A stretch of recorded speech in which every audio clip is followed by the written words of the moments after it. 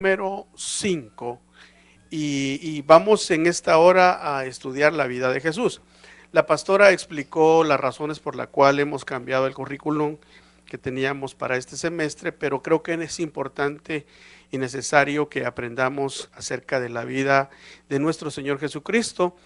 Él es el maestro por excelencia, Él es el predicador de predicadores, Él es el sanador de sanadores, todo en Él va la excelencia y Él es el primero en todo, dice la Escritura. Así que vamos a dedicar esta clase y la próxima para hablar acerca de la vida de Jesús, aunque sabemos pues de que aún así no va a ser suficiente a hablar con respecto a toda su vida, pero vamos a tratar de enfocar muchos de los puntos de su vida que son de mucha importancia. Amén.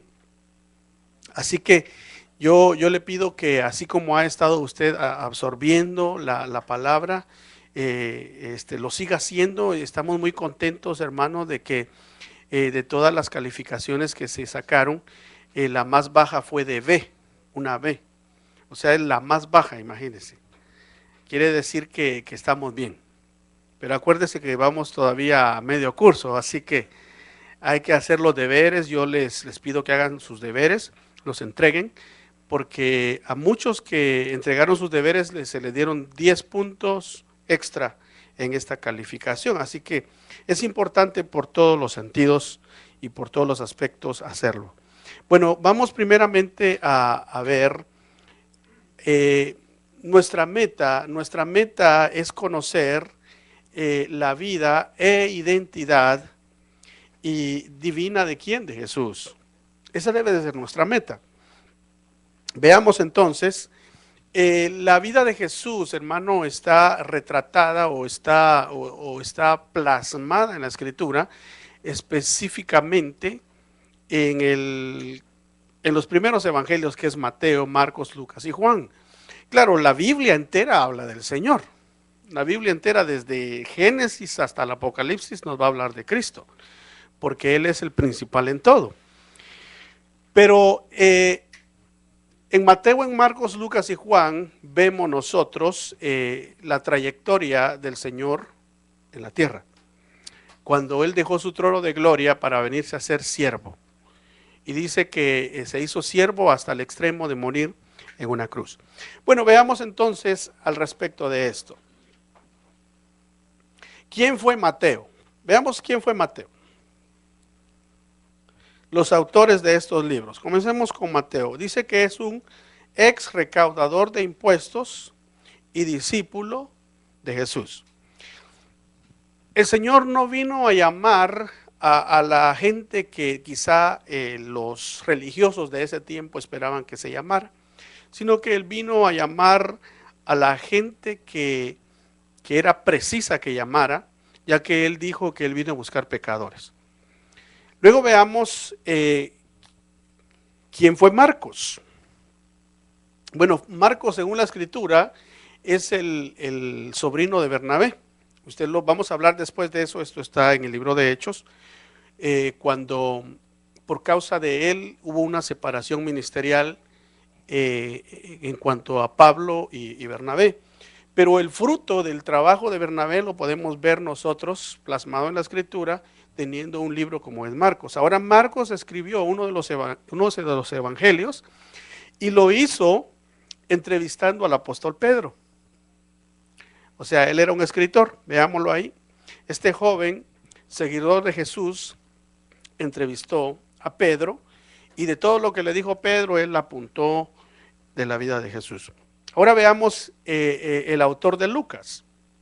El autor de Lucas era un doctor, era un médico, pero a la vez era un historiador. Y él entrevistó a María y a los 12 apóstoles, y de ahí él sacó sus escritos para completar lo que es el libro de Lucas. Luego vamos a ver quién fue Juan. Todos sabemos que Juan fue el discípulo más joven de todos, el que era el discípulo íntimo del Señor Jesucristo. Yo creo que el Evangelio de Juan tiene algo muy especial por esa característica que él tiene. Bueno, vamos entonces también a ver varios puntos. Vamos a ver en esta clase nada más 4 puntos.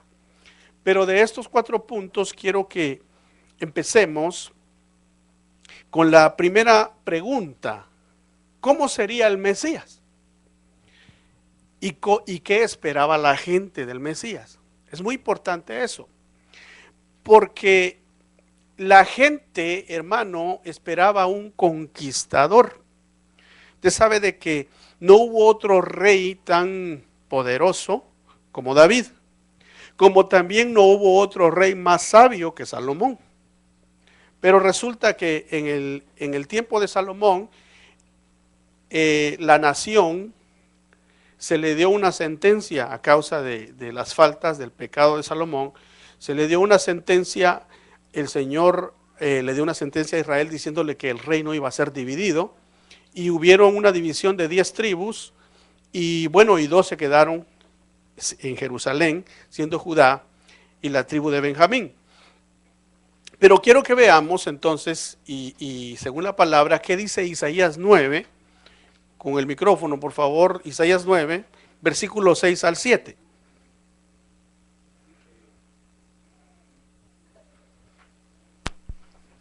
Dice Isaías capítulo 9, verso 6.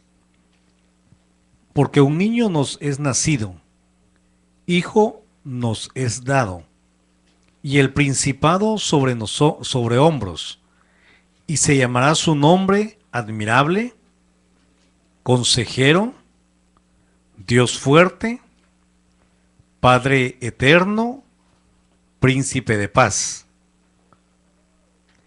Lo dilatado de su imperio y la paz no tendrá límite sobre el trono de David y sobre su reino, disponiéndolo y confirmándolo en juicio y en justicia desde ahora y para siempre. El cielo de Jehová de los ejércitos hará esto. Verso 8. Hasta ahí, hasta el 7. Gracias. Si podemos ver, esta profecía es acerca del Mesías. Gracias, Vladimir. Es acerca del Mesías, pero cuando Isaías dio esta profecía, ya el reino de Israel ya no era un reino fuerte como lo fue con David. Ya Israel había decaído, ya también estaba un rey que era de Judá, que era uno de los descendientes de David, pero definitivamente ya no tenía el esplendor ni la fuerza que tuvo David. Pero el Señor a través del profeta Isaías les está prometiendo que les iba a dar un príncipe, que les iba a dar un rey, que les iba a dar un rey que venía del linaje de David, y le da esas sorprendentes características, diciéndole que era admirable, que era consejero, y lo llama Dios. Oiga, lo llama como Dios fuerte. Este detalle es muy importante porque quiere decir que aquí se está hablando del ungido, aquí está hablando del Mesías. Entonces, si el profeta lo describe como Dios, el Mesías esperado no solamente iba a ser un rey, no solamente venía del linaje de David según la carne, sino que era Dios mismo. Por eso los judíos se ofendieron tremendamente cuando el Señor les dijo: yo soy el Cristo. Vamos a dejar eso para después, una explicación más detallada al respecto. Pero veamos que aquí también delata o dice que lo dilatado de su imperio y la paz no tendrá límite. Y Dios hará esto. Es muy admirable y sorprendente estas afirmaciones. Entonces, eso era lo que la gente estaba esperando del Mesías. Lo que ahí dice. Ellos esperaban un conquistador, ellos esperaban, hermano, un guerrero, como lo fue David. Pero el Señor, como Él, hermano, nunca se equivoca, Él siempre tiene su plan bien detallado y nadie le estorba sus planes. No eran los planes de Él, el llevar un conquistador inmediatamente. Veamos en este punto siempre otra parte, con la misma pregunta: ¿cómo sería el Mesías y qué esperaba la gente? Por los siglos los israelitas esperaban el cumplimiento de esta profecía que acabamos de leer, el gran Mesías que venía a salvarlos. Durante siglos los profetas habían prometido que vendría un rey como David para conquistar a los enemigos de Dios y establecer el reino de Dios aquí en la tierra. Sería el rey del mundo entero, estableciendo un mundo de paz, de gloria y de gozo. O sea, el Mesías no estaba limitado a gobernar Israel, sino que el Mesías estaba designado a gobernar el mundo desde Jerusalén. Maravilloso eso, ¿verdad? Es maravilloso, hermano, porque es ahí el detalle. Quiero hacer un paréntesis de lo que estamos hablando, pero es relacionado. He ahí el detalle por qué todo el mundo quiere Jerusalén. Hoy en día todos los países se disputan Jerusalén. Y ese es el problema que hay en el mundo, y lo ha habido siempre. Porque Jerusalén es el trono del Mesías. Por eso es que la Biblia nos habla de que el anticristo, cuando venga, va a firmar un pacto de paz con los árabes, con los judíos, y va a gobernar el mundo desde Jerusalén. Porque él va él va a profanar el lugar santo. Entonces la gente esperaba a un conquistador que los viniera a salvar. Los romanos dominaban en aquel tiempo la tierra de Israel. Usted sabe, estamos hablando del Imperio Romano. El Imperio Romano se caracterizaba por ser un imperio de hierro. Un imperio fuerte, un imperio, hermano, que no tenía misericordia. Y en ese tiempo el Mesías escogió venir a la tierra. O sea que los israelitas estaban bajo una opresión. Imagínense que ellos ya habían sufrido la opresión del imperio babilónico. Ya habían sufrido la opresión del imperio medo-persa. Ya habían sufrido la opresión del imperio griego. Y ahora estaban bajo el imperio que era más duro que todos. Ellos estaban anhelando, añorando a un Mesías poderoso. Pero el Señor los sorprendió a todos. Y veamos cómo. Veamos cómo lo sorprendió el Señor. Primero, lo sorprendió porque Él vino y nació en un pesebre. Lo sorprendió porque no vino a ser hijo de rey, ni nació en palacio, sino un pesebre. Por lo tanto, su profesión no fue famosa, no fue un príncipe terrenal, según el hombre, aunque él siempre fue príncipe. Pero en cambio fue un carpintero. Luego lo sorprende un hombre pobre y humilde.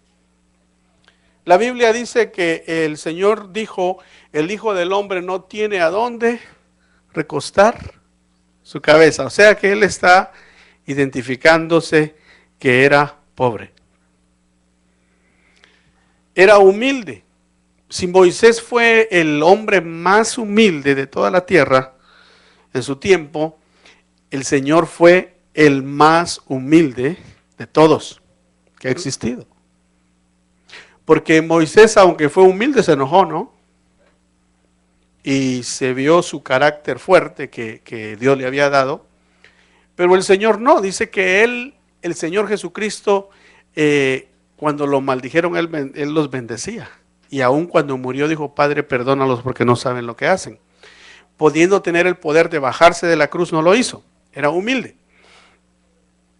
Ahora, fue un amigo de prostitutas y también de ladrones. Eso fue lo que le sorprendió a todos. Le sorprendió a todos que él era un amigo de prostitutas, de ladrones, aunque fíjese que aquí hay un detalle que también vale la pena que lo mencionemos, porque hoy en día de esto la gente que quiere torcer la palabra de Dios y justificar los medios para según ellos alcanzar almas, dicen, bueno, Jesús anduvo con pecadores. Entonces ahora se la han inventado, hermano, de ir de ser rockeros, imagínense que hay hombres y mujeres que entre comillas dicen que son de Dios y andan aún cantando en bares gay. O sea, se van a meter a los bares de gay y ellos dicen que ellos van ahí porque van a cantar y van a evangelizar porque hay que llevar la luz del Señor. Y ellos se agarran de esto diciendo, pero el Señor anduvo con prostitutas. Sí, pero notemos un punto. El Señor anduvo con prostitutas, pero no anduvo en prostíbulos. Hay una gran diferencia, ¿verdad? Que Él anduvo en la calle con las prostitutas y hablaba con ellas y a muchas las liberó. Pero la Biblia no dice que Él anduvo metido en prostíbulos. Ahí está. Exacto, ellos seguían a Jesús, ellos lo buscaban. Es importante mencionar eso porque fue una cosa que sorprendió a la gente. Veamos una cosa más que lo sorprendió, que Él fue crucificado y tuvo una muerte terrible. Algo más, nadie esperaba antes de la gloria venidera que el Mesías sufriera. Por lo que leímos en Isaías 9, ¿verdad? Que era admirable, consejero, príncipe de paz, Dios fuerte, etcétera, Padre eterno. Entonces la gente estaba sorprendida, pero tampoco nadie esperaba que hubiera antes del trono una cruz. Veamos. Antes del trono había una cruz. Antes de la gloria había un sufrimiento. O sea, Él llevó muchos hijos a la gloria por medio de ¿qué? Del sufrimiento. La Biblia dice, Él aprendió la obediencia por medio del sufrimiento. Otro punto, nadie esperaba un Jesús así. Amén. Pero el Señor había dejado plasmado que sí venía un Jesús así. Lo que pasa es que la gente muchas veces solo lee lo bonito, ¿verdad? Lee lo que quiere oír, lo que le conviene, lo que le gusta. Y esa es una de las cosas que nosotros debemos de aprender en el Evangelio de Cristo. Que el Evangelio de Cristo nos va a traer cosas que nos van a gustar, que nos vamos a deleitar en ellas. Pero también nos va a traer cosas en las cuales nos vamos a sentir incómodos. Y nos vamos a sentir que no nos gustan. Pero debemos de aprender a recibir lo que Dios manda. Media vez esté escrito, media vez esté respaldado por la palabra de Dios y por el Espíritu Santo, debemos de recibirlo. Porque el Señor había dejado dicho en Isaías 53 que iba a ser un varón de dolores, despreciado por todos, sufrido. Pero eso como que los israelitas lo ignoraron. Ellos leían más Isaías 9, porque era lo que ellos esperaban. Entonces, es importante que nosotros, como hijos de Dios, estemos abiertos a recibir lo que en este momento que vivimos, el Señor nos está enviando. Amén. Porque de todas maneras la Biblia dice que todas las cosas obran para bien o ayudan a bien a los que aman al Señor, a los que andan conforme al Espíritu y no conforme a la carne. Ahora veamos una pregunta muy importante. Punto 2. ¿Qué significa el nombre de Jesucristo? ¿Qué significado tiene? Veamos entonces, primeramente, Cristo es el ungido, ya lo dijimos, significa el ungido, pero también es importante que comprendamos que es un título, y es un título como se le dice al gobernante, el presidente, o como se le dice a alguien que ha alcanzado un título universitario, doctor, se le dice licenciado, o simplemente a un rey que todavía existen le dicen su majestad. Son títulos. Entonces, de la misma manera, Cristo significa esto. Significa ungido. En aquella época se les ungía a los reyes con aceite para designarlos como el rey escogido y dotado con el Espíritu de Dios. La palabra Mesías es una palabra hebrea que también significa ungido, o sea, al igual que en griego significa ungido, el título, perdón, significa ungido, también en hebreo tiene el mismo significado, porque acordémonos que la Biblia fue escrito en dos idiomas, ¿verdad? ¿En cuáles? A ver, ¿se acuerda alguien? Y en arameo, ¿verdad? Entonces estamos hablando de los dos idiomas en lo que...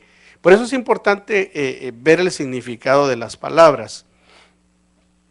Bueno, vayamos y avancemos un poco más con respecto a esto.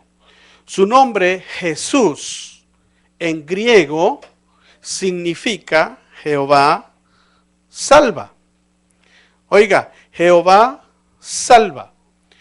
Su título, el Cristo, en griego significa Mesías, en hebreo significa el ungido rey.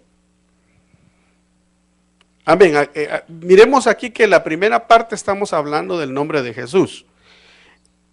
En el segundo punto estamos viendo el Cristo, que en griego es Mesías y en hebreo es el ungido rey. Entonces aquí vemos que el bautismo de Jesús, Dios lo identifica como el Mesías. Entonces, cuando nosotros vemos esto, podemos ir nuevamente a Isaías 9, y ¿qué dice en Isaías 9? Que lo llama Dios. O sea, el Mesías es Dios. Por favor, leamos Marcos capítulo 1, versículo 15. ¿A quién le di ese versículo? Amén. Vamos a ver aquí sobre el ministerio de Jesús. Aquí estamos entrando al punto número 3. Por favor. Diciendo, el tiempo se ha cumplido y el reino de Dios se ha acercado. Arrepentíos y creed en el Evangelio. Amén. Entonces, eso que estamos viendo, que acabamos de leer, eso es lo que era el mensaje del ministerio de Jesús. El mensaje es el Evangelio, que son buenas nuevas, que son buenas noticias. Y esas buenas noticias era el arrepentimiento y creer en el Mesías. El que se arrepiente, el que cree, alcanza salvación. Amén.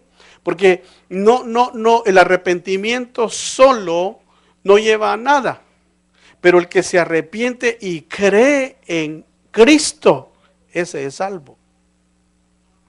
Porque un arrepentimiento no completado con la fe en Cristo se vuelve un remordimiento. Déjeme explicarle eso con la palabra. Dice que cuando Pedro negó al Señor 3 veces, ¿cómo lloró? Amargamente. Pero lloró arrepentido. Y ese arrepentimiento lo llevó a creer que podía ser perdonado. Llegó a los pies de Cristo y fue restaurado. Pero en cambio Judas lo vendió y dice que él decía, he vendido a un hombre inocente, y su arrepentimiento no fue mezclado con la fe que tenía que ser mezclada hacia Cristo. ¿Y qué terminó haciendo? Ahorcándose. Entonces un arrepentimiento que no se le mezcla la fe en Cristo se vuelve un remordimiento, y el remordimiento trae muerte. Veamos entonces siempre en el tercer punto el ministerio de Jesús. Jesús enseñaba con autoridad. Vamos a ver Mateo 7, versículo 29. Por favor, Wendy. Porque les enseñaba como uno que tiene autoridad y no como sus escribas. Ah, bueno. Entonces el Señor enseñaba con autoridad. Es muy importante eso porque dice que cuando Él comenzaba a hablar, se manifestaban demonios, los echaba fuera. Él, hermano, no solamente enseñaba, sino que hacía que el viento se calmara, que la lluvia también se calmara, que el mar se apaciguara. Tenía autoridad. Pero la manera que el Señor enseñaba era una manera sencilla. Al Señor le entendía de la persona más sencilla, pero que tenía una apertura de corazón para aprender de Él. Y por eso el Señor enseñaba contando, si lo podemos llamar así, cuentos. Así como uno le cuenta a los niños, ¿verdad? Usted le puede contar a sus hijos cuentos de la Biblia, pero le está contando una verdad, solo que se los está poniendo como que son cuentos. Yo recuerdo que cuando mis hijos estaban pequeños, yo hacía eso. Me iba al cuarto con ellos y con una guitarra cantaba algo y luego les comenzaba a hablar con respecto al Señor Jesucristo como en cuento. Y de esa manera les captaba la atención a los tres y me escuchaban. Porque hay que saberle llegar, ¿verdad?, a los niños. Y el Señor, ¿qué dijo acerca de nosotros? Que nos hiciéramos como niños. Entonces el Señor usaba cuentos. El Señor usaba parábolas. El Señor usaba comparaciones de la vida diaria. ¿Para qué? Para que la gente comprendiera. Y veamos entonces cómo el Señor lo hizo. Usted apunte ahí el versículo que leímos, que fue Mateo 29. Yo no creo si lo apuntó, pero bueno. 7:29, el versículo 29. Apunte ahí si necesita apuntar algo. De todas maneras, recuerde que tiene también los resúmenes en el internet. Vamos a avanzar un poco más. El Señor contó acerca de las parábolas de la familia, del hogar, habló del reino y también habló en una de sus parábolas acerca de un hijo rebelde, un hijo que deja la casa. Veamos, estamos siempre en el punto 3. Habló sobre un hijo rebelde que deja la casa, sobre otro hijo envidioso y amargado adentro de la casa.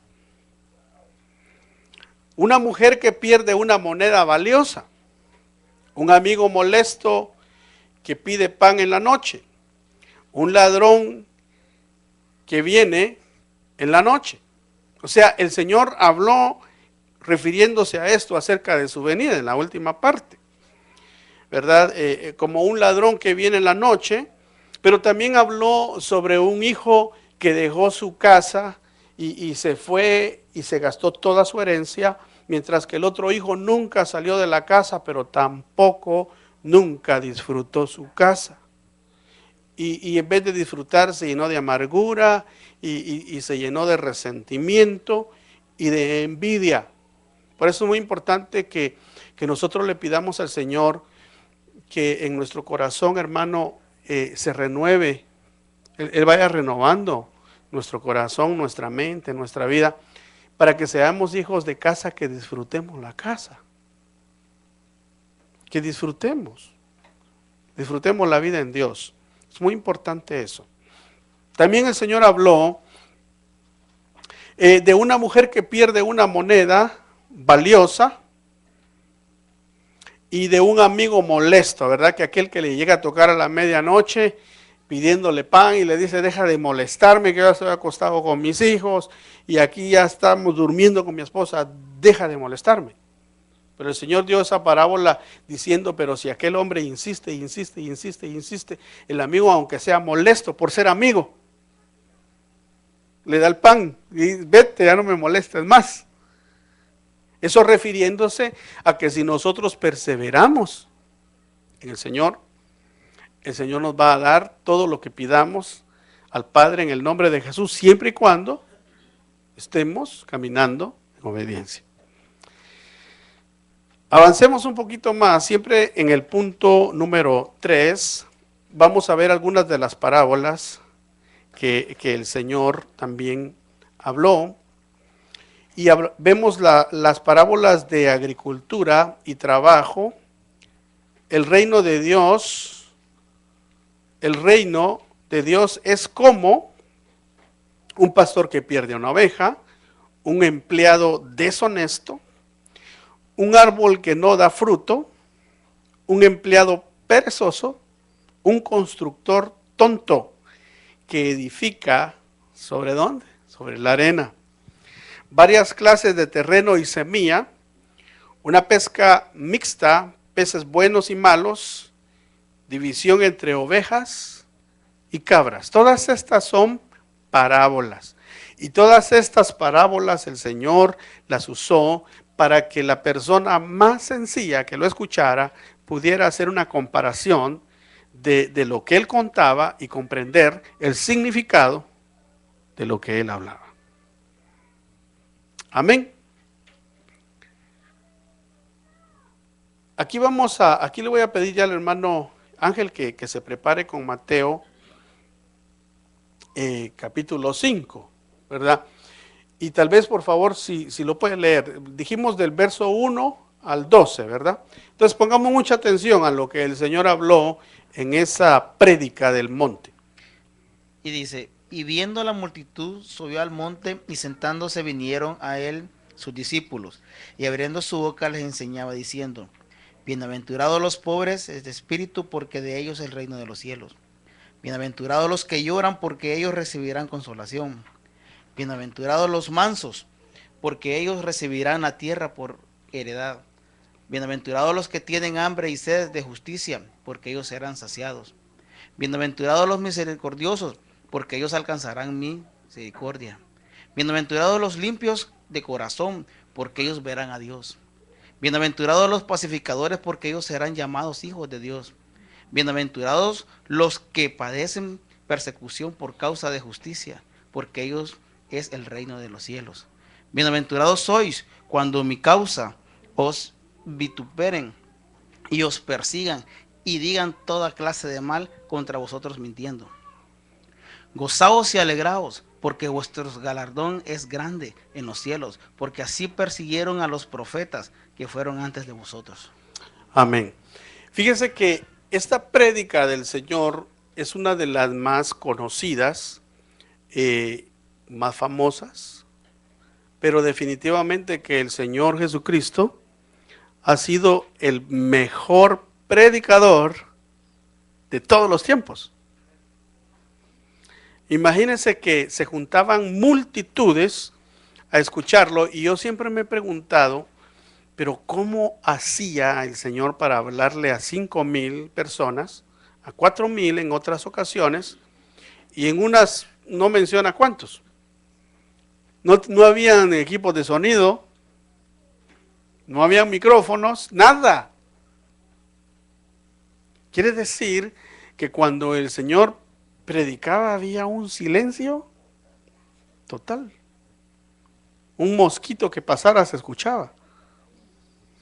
Y me imagino que utilizaban quizá la acústica natural.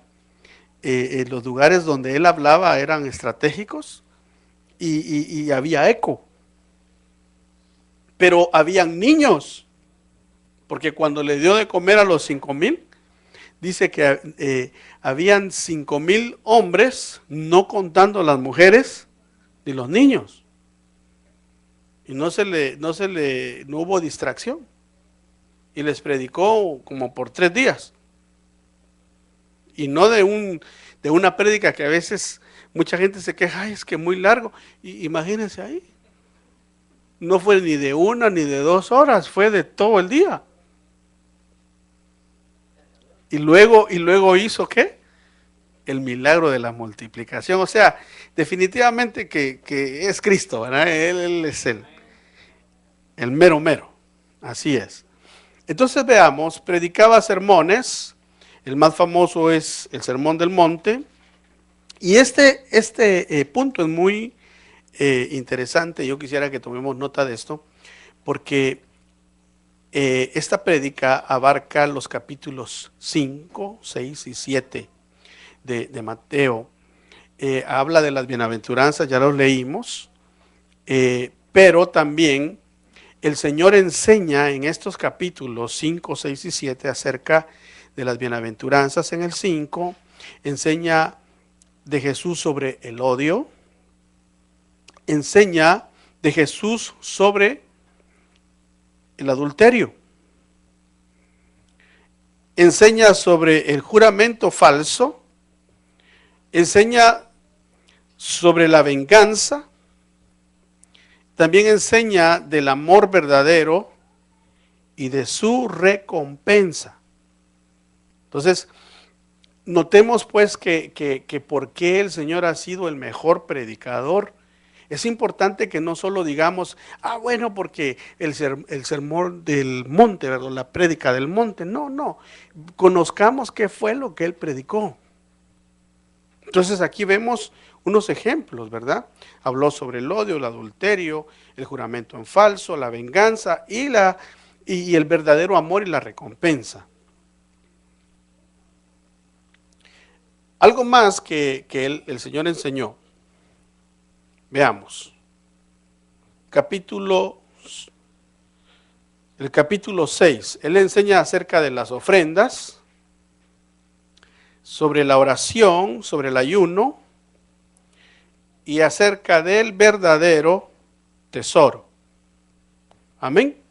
Entonces las primeras cosas que mencionamos, ¿a dónde están? En el capítulo 5. Retrocedo, solamente para hacer recordatorio de lo que hablamos y nos quede muy claro, porque todo esto va a venir en las preguntas y es importante que lo sepamos, no solamente para contestar un examen bien, sino para aprender, ¿verdad? Porque el Señor fue el mejor predicador. Entonces en el 5 encontramos toda esta enseñanza. En el 6 encontramos acerca de las ofrendas, la oración, el ayuno y el verdadero tesoro.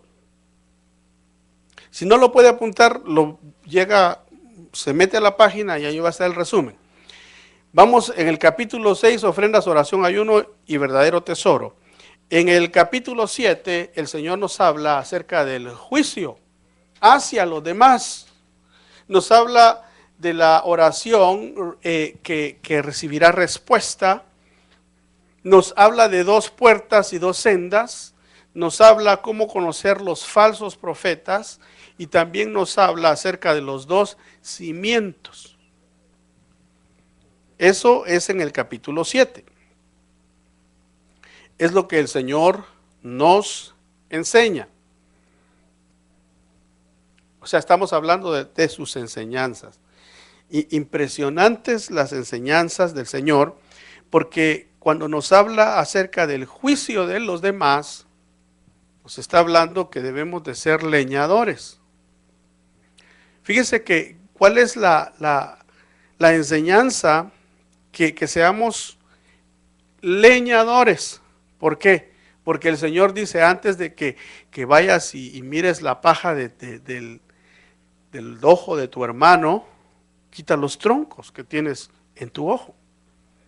Pero para poder quitar un tronco hay que agarrar una hacha bien afilada y comenzar a hacer ese tronco en pedacitos, ¿verdad? A modo de que nuestro ojo nos quede bien claro para luego poder ayudar al que tiene una paja en su ojo. Muy importante. La Biblia no habla de que no juzguemos, porque sí habla de que podemos juzgar. Pero si vas a juzgar, hazlo con justicia, quitando primero todos los estorbos que hay en el ojo tuyo y en el mío, y luego ayudemos a los demás. Amén. Ahora veamos algo más. Eso que mencionamos está en el capítulo 7 de Mateo. Luego el Señor también nos habla acerca de profecías, ¿verdad? Profecías de este tiempo. Profecías acerca de la destrucción de Jerusalén, acerca del fin del mundo y acerca de su segunda venida. Veamos a dónde está esto. Profecías dadas por el Señor.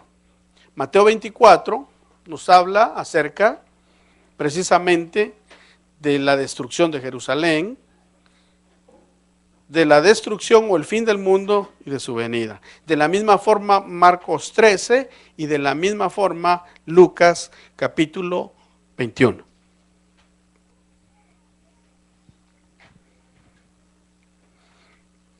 Amén. Vamos bien. Vamos a entrar al último punto, al punto número 4, y luego vamos a ir concluyendo la clase de hoy. Acordémonos que esta clase va a estar dividida en dos. Es muy importante ir despacio, pero que entendamos cómo fue la vida de nuestro Señor Jesucristo. Una cosa muy importante, ¿qué es discípulo? ¿Qué significa la palabra discípulo? Es un alumno, es un seguidor, si podemos decir un seguidor, pero para enfatizarlo más es un aprendiz. Un discípulo es un aprendiz y es un alumno, un estudiante. Muy importante que el Señor, a pesar de que Él lo sabía todo, el Señor le dijo a los fariseos y a los judíos: he aquí delante de ustedes alguien más grande que Salomón. Imagínense. Le mencioné al principio que el reino de Israel tuvo dos grandes reyes. El primero fue David, porque era poderoso, conquistador, era valiente. Y el segundo rey fue grande porque fue sabio, más sabio que todos los hombres. Tremendo, más sabio que todos. Pero el Señor le dio una promesa a Salomón y le dijo: te voy a dar sabiduría como la que no ha tenido nadie antes que tú, y después de ti tampoco nadie la tendrá. Pero cuando el Señor afirmó y le dijo: he aquí alguien más grande que Salomón, ¿a qué se estaba refiriendo? A la sabiduría. Pero a pesar de que lo sabía todo, Él no quiso hacer la obra solo, sino que llamó discípulos, llamó imperfectos, llamó gente que no sabía nada. Y la prueba está en el capítulo 2 del libro de Hechos. Cuando, o el 2 o 3, cualquiera de los dos, búsquelo en casa, cuando Pedro da aquella prédica tan tremenda donde se convierten 5,000. ¿Y qué se decía en la multitud? ¿Y no es este el hijo de Simón? ¿Y no es este el pescador? ¿Y no es este aquel que no fue a la escuela? ¿Y de dónde ha obtenido tal sabiduría? ¿De dónde la había obtenido? Del maestro. El Señor llamó gente que no sabía nada, pero la instruyó. ¿Para qué? Para que hicieran el trabajo juntamente con Él. Veamos entonces. Discípulo es aprendiz o estudiante, y Jesús no ministraba, diga conmigo, Jesús no ministraba solo. No ministraba solo, eso. Buen estudiante. Los demás nos repitieron. ¿Qué dijimos que es un estudiante? Un aprendiz, repita. Jesús no ministraba solo. Importante. No fue Jesús, a pesar de que Él es la estrella del amanecer, no se presentó siendo la estrella, sino que se rodeó de 12. y en muchas ocasiones mandaba a Pedro. Vayan ustedes, mandó a los 12 que se convirtieron en 70 discípulos más y fueron ¿a qué? A sanar enfermos, a liberar endemoniados. ¿Por qué no fue Jesús? No, vayan ustedes. Yo ya los autoricé, ya les di poder, ahora vayan y háganlo. Porque Él no quería brillar, claro, Él es la estrella del amanecer, pero Él nos da la oportunidad a nosotros que hagamos el trabajo. Entonces, el Señor llamó a un grupo de hombres, veamos con qué características. Eran humildes. Y los llamó para que lo siguieran y para que aprendieran de Él. Estos se llamaban los discípulos y andaban con Él siempre. A todos lados andaban con el Señor. Veamos, ¿qué hacían? Comían con Jesús, peleaban al lado de Jesús, no con Él, sino peleaban con Él, pero contra las huestes del mal. ¿Verdad? Comían con Él, peleaban juntamente con Él, y de esa forma estos hombres se contagiaron de Jesús. Le decían muchos a los discípulos, ustedes son discípulos del Galileo, porque no sabían ni de dónde era él no era de Galilea, él era de Belén. Pero lo conocían, ustedes son discípulos del Galileo porque hablan como él. Porque hasta la manera en expresarse igual a él, se contagiaron de Jesús. Amén. O sea, Él les dio un entrenamiento bastante intensivo. Bien, vamos a quedar hasta aquí y continuaremos en la próxima clase con este tema para ir desarrollándolo de una forma en la cual le podamos sacar el mayor provecho. El Señor te bendiga y te guarde, el Señor te haga resplandecer su rostro sobre ti y tenga de ti misericordia, el Señor alce sobre ti su rostro y te dé paz. Amén y amén.